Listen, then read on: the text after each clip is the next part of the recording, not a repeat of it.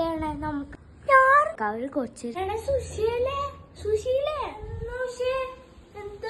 അറിഞ്ഞ മറ്റേ രമ്യന്റെ മോള് ഒളിച്ചോടിയത്. എന്തിനു നല്ല കൊച്ചായിരുന്നു വിളിച്ചേ.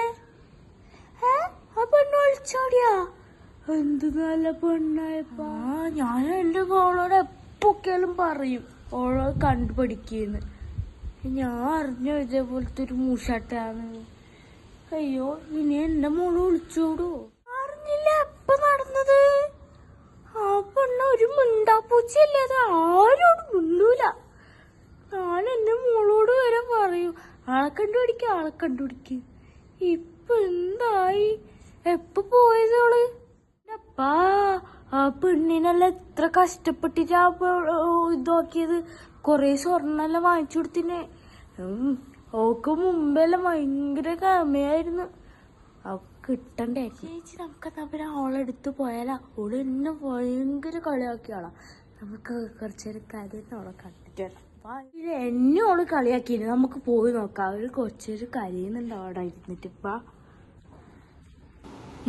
കരയുന്നുണ്ട് ഓള്.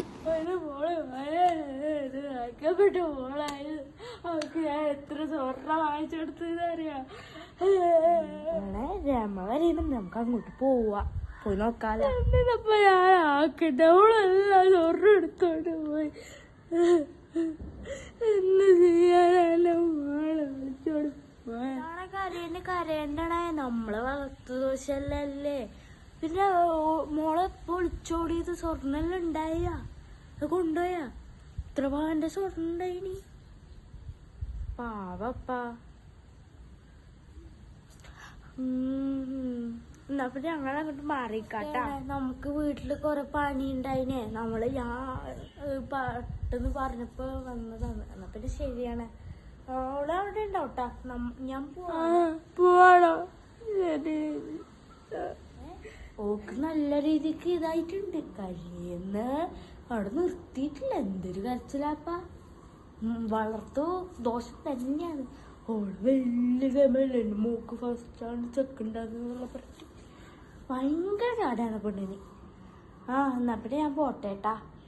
വീട്ടിൽ കൊറേ പണിയുണ്ട്. ഈ പെണ്ണിന്റെ ഇതെന്താണ് വലിയ ഗമയായിരുന്നല്ലേ.